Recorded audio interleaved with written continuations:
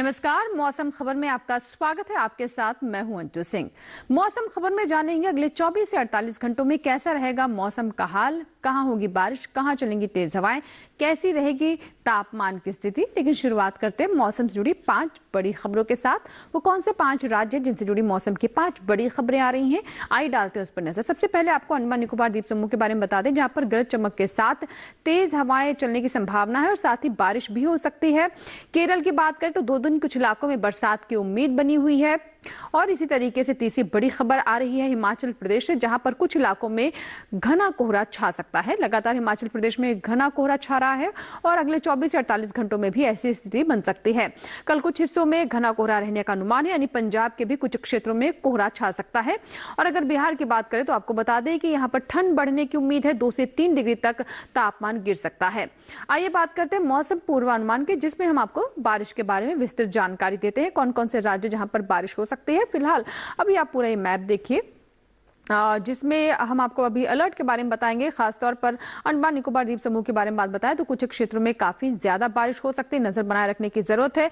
वहीं ऊपर की ओर अगर हम हिमाचल प्रदेश और साथ ही साथ पंजाब की बात करें तो यहाँ पर कुछ क्षेत्रों में घना कोहरा छा सकता है, यहाँ पर सावधान रहने की जरूरत है। बारिश की बात कर ले, जम्मू कश्मीर, हिमाचल प्रदेश, उत्तराखंड, पंजाब, हरियाणा, दिल्ली और उत्तर प्रदेश, इनमें से कहीं भी फिलहाल बारिश होने की संभावना बनती नजर नहीं आ रही है। यानी जम्मू कश्मीर से लेकर उत्तर प्रदेश तक कहीं भी बारिश होने की संभावना नहीं है। लद्दाख में भी बारिश अगले 24 से 48 घंटों में फिलहाल होने की स्थिति नहीं बनती नजर आ रही है। आइए अब दूसरे हिस्सों की तरफ चलते हैं, वहां की स्थिति क्या रहने वाली है इसके बारे में आपको बताएं। लेकिन फिलहाल अगर हम उत्तर प्रदेश की बात करें तो वहां पर भी बारिश की कोई संभावना नहीं है। पूर्वोत्तर के राज्यों पर नजर डालते हैं, अरुणाचल प्रदेश, असम, मेघालय, नागालैंड, मणिपुर, मिजोरम, त्रिपुरा, सिक्किम, उप हिमालय, पश्चिम बंगाल और साथ ही बिहार, झारखंड। इसके अलावा ओडिशा की बात करें, आगे पश्चिम बंगाल पर भी नजर डालें तो यहाँ पर भी कहीं भी फिलहाल बारिश की कोई संभावना नहीं है।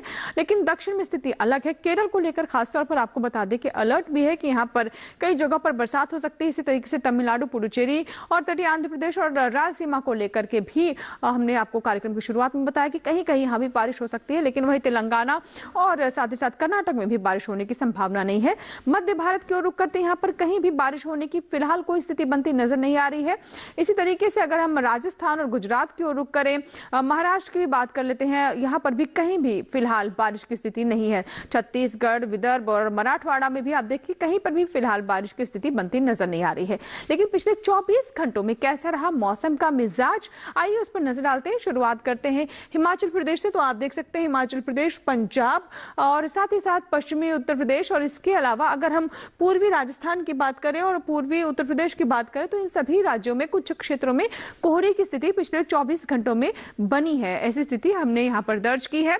पंजाब से शुरुआत करते हैं, जहां को लेकर पहले भी अलर्ट था कि पंजाब में कुछ क्षेत्रों में घना कोहरा हो सकता है। आइए अब रुक करते हैं बिहार, झारखंड, ओडिशा की। तो यहाँ भी आप देख सकते हैं कि कुछ क्षेत्रों में यहाँ भी कोहरे जैसी स्थिति रही है। लेकिन बिहार को लेकर आपको बता दें कि आने वाले 2 से 3 दिनों में यहाँ पर काफी ज्यादा तापमान गिर सकता है। अगले 2 दिन काफी ठंडे हो सकते हैं। रुक करते हैं दक्षिण की ओर, यहाँ पर हम नजर डालते हैं खासतौर पर केरल से, जिसको लेकर अलर्ट भी था कि यहाँ पर कुछ क्षेत्रों में बारिश हो सकती है, तेज हवाएं भी चल सकती है। तमिलनाडु और पुडुचेरी में भी ऐसे ही अलर्ट था। तो आप देख सकते हैं पिछले 24 घंटों में यहाँ पर बारिश दर्ज की गई है। अंडमान निकोबार द्वीप समूह को लेकर भी अलर्ट था और यहाँ भी पिछले 24 घंटों में बारिश दर्ज की गई है। लेकिन वही अगर हम मराठवाड़ा की ओर रुख करें तो यहाँ आप देख सकते हैं कि यहाँ पर पिछले 24 घंटों में कुछ क्षेत्रों में धुंध जैसी स्थिति दर्ज की गई है। तो ये तो बात है मौसम की चाल की, जिसमें पिछले 24 घंटों में मौसम का मिजाज कैसा रहा इसके बारे में हमने आपको भी जानकारी दी। इसी के साथ ही मौसम खबर में यहाँ वक्त एक छोटी सी ब्रेक का, कहीं मत जाइएगा, खबरें जारी रहेंगी।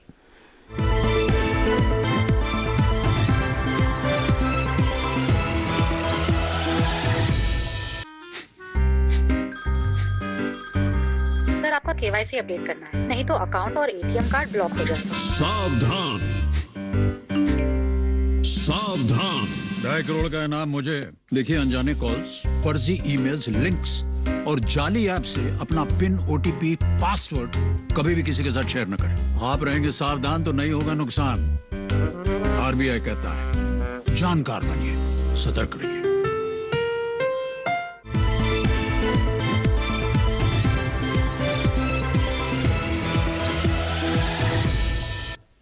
ब्रेक के बाद मौसम खबर में एक बार फिर आपका स्वागत है। इस भाग में हम बात करते हैं तापमान के हाल की। तो आइए नजर डालते हैं तापमान के हाल पर, जिसमें हम आज आपको पहले बताएंगे न्यूनतम तापमान के बारे में। न्यूनतम तापमान में कहां गिरावट हुई, कहां तापमान बढ़ा, इसी तरीके से अधिकतम तापमान पर भी नजर डालेंगे। लेकिन सबसे पहले न्यूनतम तापमान की अगर हम बात करें तो हम जानकारी देते हैं आपको तेलंगाना, मराठवाड़ा और मध्य महाराष्ट्र के बारे में, जहां आप देख सकते हैं कि न्यूनतम तापमान सामान्य से 5.1 डिग्री सेल्सियस ऊपर दर्ज किया गया।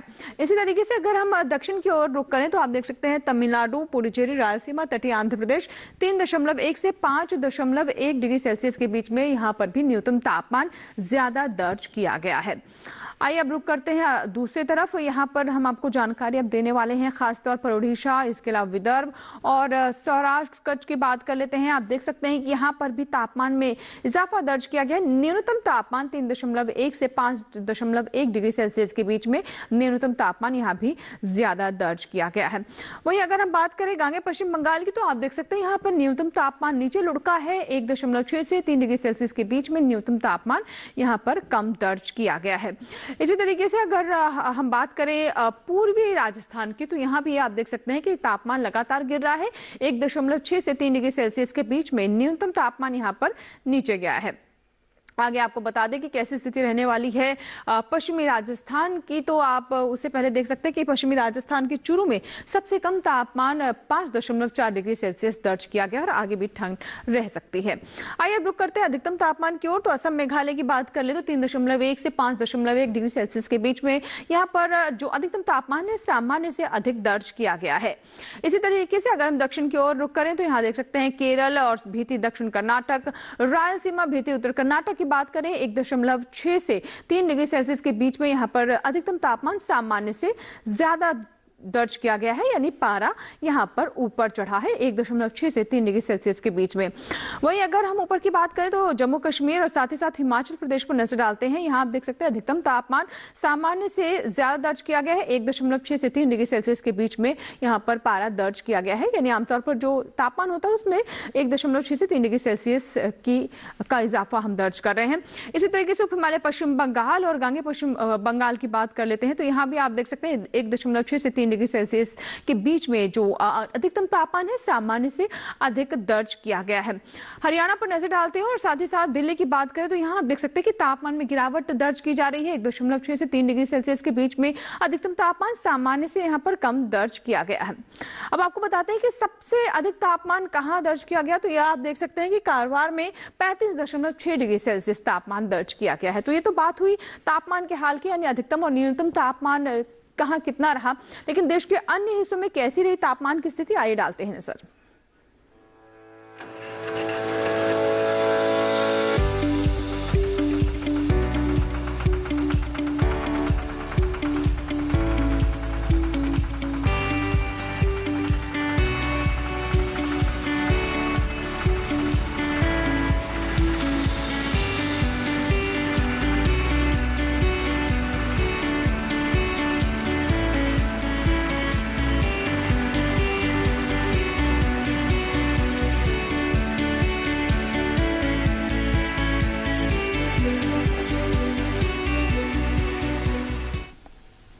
और मौसम खबर में यहाँ वक्त है एक और छोटे से ब्रेक का, कहीं मत जाइएगा, देखते रहें मौसम खबर।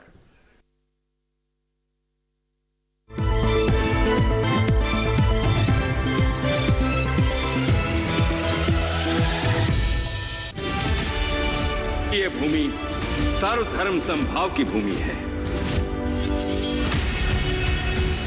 काफिरों को उनकी औकात जरूर दिखाना। आस्था का मूल्य प्राणों से अधिक होता है लुटेरे, फिर मरने के लिए तैयार हो जाओ।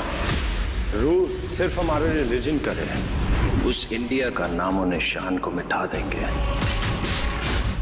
अब कोई भी मंदिर, किला या मस्जिद का निर्माण नहीं हो सकता।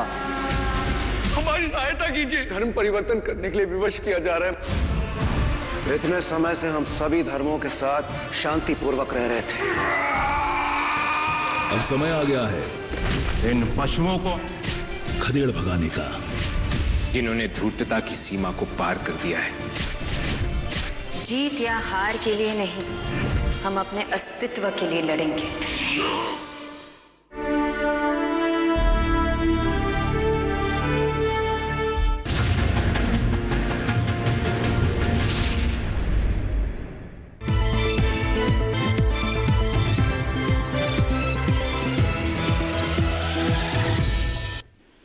ब्रेक के बाद एक बार फिर आपका स्वागत है। आप देख रहे हैं मौसम खबर और मौसम खबर के इस भाग में अब हम बात करते हैं वायु गुणवत्ता की, यानी देश के जो प्रमुख शहर हैं वहां की एयर क्वालिटी कैसी रही, वायु गुणवत्ता कैसी रही, बिगड़ी या सुधरी। तो आइए नजर डालते हैं। सबसे पहले हम बात करते हैं राजधानी दिल्ली की। तो आप देख सकते हैं कि यहाँ पर हालात और बिगड़ गए हैं। 418 है वायु गुणवत्ता और ये बहुत खराब स्थिति है। पटना की बात कर लेते हैं तो यहाँ भी पहले से वायु गुणवत्ता लगातार बिगड़ रही है और 377 है पटना की वायु गुणवत्ता। हालांकि बेंगलुरु में आप देख सकते हैं सुधार है, 56 है, 50 से सिर्फ 6 अंक ऊपर है, इसी वजह से ये अच्छी की श्रेणी में है। अहमदाबाद की बात करें तो 187 है यहाँ की वायु गुणवत्ता और ये भी संतोषजनक स्थिति में नजर आ रही है। और अगर हम बात करें पुणे की तो 169 है वायु गुणवत्ता और ये भी संतोषजनक श्रेणी में है। इसके बाद आइए अब नजर डालते हैं हैदराबाद पर। तो आप देख सकते हैं कि यहाँ की वायु गुणवत्ता 125 है और ये भी संतोषजनक है। हैदराबाद के बाद नजर कोलकाता पर। तो यहाँ की भी वायु गुणवत्ता आप देख रहे हैं पिछले कुछ समय से बिगड़ रही है, 299 है और ये भी खराब की स्थिति में है। मुंबई की बात करें तो 265 है वायु गुणवत्ता मुंबई की और ये भी थोड़ी खराब है। और ये तो बात हुई वायु गुणवत्ता की। आइए बात करते हैं पर्यटन स्थलों के मौसम पूर्वानुमान के बारे में, यानी अगले 4 दिनों में पर्यटन स्थल जो है वहां का मौसम कैसा रहने वाला है। शुरुआत करते हैं जम्मू कश्मीर के गुलमर्ग से। तो आप देख सकते हैं कि 4 में से 2 दिन तो काफी अच्छे रहने वाले हैं, यानी मंगलवार बुधवार को मौसम साफ रहेगा, क्लियर स्काई होगा, लेकिन सोमवार और गुरुवार को बादल छा सकते हैं। हालांकि बीच बीच में धूप खिल सकती है। तापमान जहां सोमवार को 7 डिग्री अधिकतम तापमान है, मंगलवार और बुधवार को 1 डिग्री से इसमें इजाफा हो सकता है और वापस गुरुवार को 1 डिग्री से इसमें गिरावट दर्ज की जा सकती है। उत्तराखंड के चमोली की बात करें तो चारों ही दिन यहां पर काफी बेहतर है, मौसम बिल्कुल साफ रहेगा। सोमवार को अधिकतम तापमान 19 डिग्री सेल्सियस, मंगलवार को 18 और इसी तरीके से बुधवार को भी 18 रहने की उम्मीद है। गुरुवार को 1 डिग्री से इसमें इजाफा हो सकता है। न्यूनतम तापमान आप देख सकते हैं 4 से 5 डिग्री सेल्सियस के बीच में बना रहेगा, लेकिन पहले 3 दिन न्यूनतम तापमान 4 डिग्री सेल्सियस पहले 3 दिन कांस्टेंट रहेगा। तो चमोली की हम आपको जानकारी दे रहे हैं। इसके बाद हरियाणा की हिसार की बात कर लेते हैं। आप देख सकते हैं कि यहाँ भी चारों ही दिन मौसम काफी साफ रहेगा। अधिकतम तापमान 25 और 26 डिग्री सेल्सियस के बीच में ही 1-2 डिग्री से ऊपर नीचे होता रहेगा। न्यूनतम तापमान आप देख रहे हैं कि 6 से 7 डिग्री सेल्सियस के बीच में बना रहेगा। कुल मिलाकर चारों ही दिन मौसम बिल्कुल साफ रहेगा, न बादल छाने की कोई आशंका है और ना ही किसी तरह की कोहरे की कोई स्थिति फिलहाल बनती नजर आ रही है। अगला हमारा जो राज्य है वो उत्तर प्रदेश है। उत्तर प्रदेश के आगरा की बात करें तो अगले 4 दिनों में फॉग और मिस्ट की स्थिति यहां पर हो सकती है, यानी विजिबिलिटी पर इसका प्रभाव पड़ सकता है। हालांकि तापमान में ज्यादा उतार चढ़ाव नहीं है। सोमवार को जहां अधिकतम तापमान 24 डिग्री सेल्सियस है, मंगलवार बुधवार और गुरुवार को 23 डिग्री सेल्सियस पर यह बना रहेगा।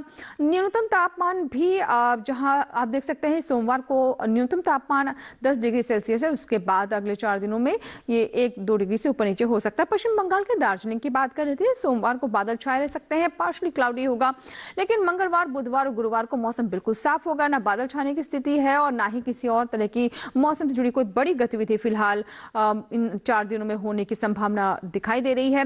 अधिकतम तापमान आप देख रहे हैं जहां 15 डिग्री सेल्सियस पहले 2 दिन बना रहेगा, उसके बाद 1 डिग्री से इसमें गिरावट हो सकती है।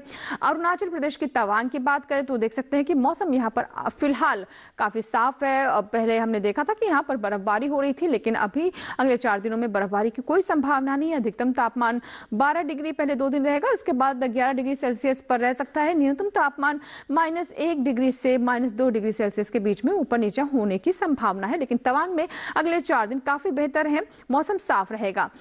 आंध्र प्रदेश के विजयवाड़ा की बात करें तो आप देख सकते हैं सोमवार मंगलवार और बुधवार को यहां पर फॉग और मिस्ट की स्थिति हो सकती है, लेकिन गुरुवार को बारिश होने की संभावना है। तापमान में भी आप देख रहे हैं कि गिरावट दर्ज की जा रही है, जहां सोमवार को 32 डिग्री सेल्सियस है, वहीं गुरुवार आते आते यहां पर 28 डिग्री सेल्सियस तक अधिकतम तापमान नीचे जा सकता है।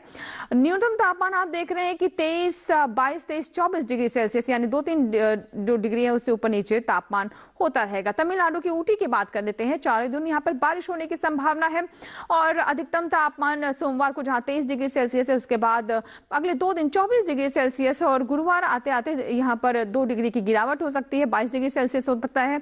और न्यूनतम तापमान हालांकि पहले 3 दिन 10 डिग्री पर कांस्टेंट है, लेकिन गुरुवार आते आते इसमें भी 2 डिग्री से गिरावट दर्ज की जा सकती है। अब बात करते हैं गुजरात की। तो गुजरात के पोरबंदर की बात करें तो आप देख सकते हैं कि मौसम काफी अच्छा है, यहाँ पर बिल्कुल साफ मौसम रहने वाला है। अधिकतम तापमान जहां पहले 2 दिन 32 डिग्री है, उसके बाद 1 डिग्री से इजाफा हो सकता है, यानी बुधवार बुधवार गुरुवार को 1 डिग्री से इजाफा अधिकतम तापमान में होने की संभावना, लेकिन न्यूनतम तापमान जहां सोमवार को 16 डिग्री सेल्सियस है, उसके बाद अगले 3 दिनों में ये 17 डिग्री सेल्सियस पर टिका रहेगा, कांस्टेंट रहेगा। उसमें कोई बदलाव होने की फिलहाल संभावना नहीं नजर आ रही है। राजस्थान के जोधपुर अगर आप जाना चाहते हैं तो काफी अच्छा मौसम है, देख सकते हैं बिल्कुल यहाँ पर साफ देख सकते हैं कि मौसम साफ रहने वाला है, खिली धूप रहेगी।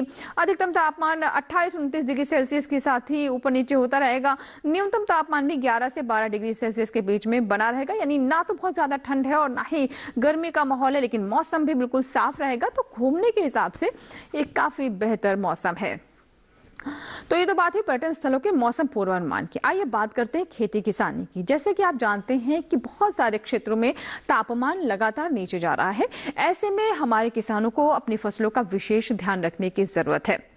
आज हम खास तौर पर जानकारी देंगे कि हमारे वो किसान जो कि अलग अलग फसलें ले रहे हैं, उन्हें किन बातों का ध्यान रखने की जरूरत है। कौन से वो राज्य हैं जहां के किसानों को आज हम जानकारी देने वाले हैं खेती किसानी में, आइए डालते नजर। केरल के मध्यवर्ती इलाकों में इस समय धान में रोगों का प्रकोप बढ़ सकता है। बचाव के लिए किसान कृषि विशेषज्ञों की सलाह से दवाओं का छिड़काव करें। केरल के दक्षिणी इलाकों में जल्द से जल्द सब्जियों की तोड़ाई कर लें। इसके साथ ही यहाँ केले के पौधों को सहारा दें। केरल के ऊपरी इलाकों में चौलाई और लोबिया जैसी कम अवधि वाली सब्जियों की बुआई कर सकते हैं। तटीय कर्नाटक के किसान इस समय धान की कटाई जारी रखें और जिन किसानों ने पहले ही धान की कटाई कर ली है, वो खेतों में मौजूद नमी का लाभ उठाते हुए दलहनी फसलों की बुआई करें। वहीं दक्षिण आंतरिक कर्नाटक में मौसम साफ रहने पर रागी और मक्का के अलावा अन्य खरीफ फसलों की कटाई कर लें। यहीं टमाटर, मिर्च और बैंगन को रोगों से बचाने के लिए किसान बुआई से पहले बीजों को उपचारित करें। उत्तरी आंतरिक कर्नाटक में रबी ज्वार, गेहूं, काबुली चना और सूरजमुखी में निराई गुड़ाई जैसे कार्य करें। इसके साथ ही यहाँ इस समय गन्ने की उन्नत किस्मों की रोपाई कर सकते हैं। यहीं इस समय कपास की चुनाई शुरू कर सकते हैं। वहीं दक्षिणी तेलंगाना में कम अवधि वाली धान की नर्सरी लगाएं। यहीं इस समय मक्के की बुआई कर सकते हैं। इसके अलावा यहाँ मूंग और उड़द की बुआई करते रहें। उत्तरी तेलंगाना में रबी धान की नर्सरी लगाते रहें। यही नर्सरी में शाम को सिंचाई करें और सुबह पानी को बाहर निकाल दें। तो ये थी खेती किसानी से जुड़ी हमारी रिपोर्ट, जिसमें हमने केरल के बारे में भी आपको जानकारी दी। आइए बात करते हैं आज की फसल की, जिसमें आज हम आपको बताने वाले हैं टमाटर के बारे में। टमाटर की बात करें तो इसकी खेती लगभग पूरे देश में होती है और सब्जियों में इसका अपना व्यावसायिक महत्व है। स्वास्थ्य के लिए भी काफी लाभकारी है। खासतौर पर इसमें पाया जाने वाला लाइकोपिन हमारे स्वास्थ्य के लिए काफी सकारात्मक परिणाम लेकर आता है। तो आइए जानते हैं कि टमाटर की खेती से जुड़ी हमारी आज की विशेष रिपोर्ट में कौन कौन सी खास बातें हैं जिसका हमारे किसान ध्यान रख सकते हैं।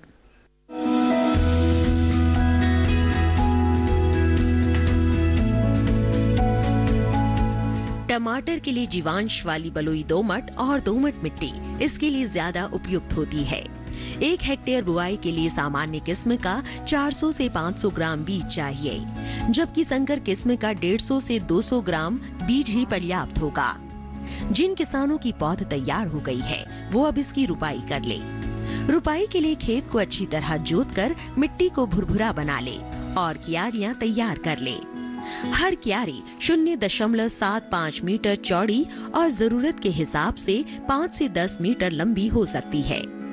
ध्यान रहे कि सीमित बढ़वार वाली फसल के लिए कतार से कतार के बीच की दूरी 60 सेंटीमीटर और पौध से पौध की दूरी 45 सेंटीमीटर होनी चाहिए, जबकि असीमित बढ़वार वाली फसलों में कतार से कतार की दूरी 75 सेंटीमीटर और पौध से पौध के बीच की दूरी 50 सेंटीमीटर होनी चाहिए। रुपाई दोपहर बाद करना ज्यादा बेहतर रहेगा। रुपाई के तुरंत बाद जरूरत हो तो हल्की सिंचाई कर दे। बाद में जब भी आवश्यक हो तो पानी देते रहे। खरपतवार नियंत्रण के लिए समय समय पर निराई गुड़ाई करते रहे। टमाटर में कई तरह की बीमारियां भी लग सकती है। झुलसा रोग में पुरानी पत्तियां पीली हो जाती है। टमाटर की फसल में विषाणु से फैलने वाला मौजिक रोग भी खतरनाक है।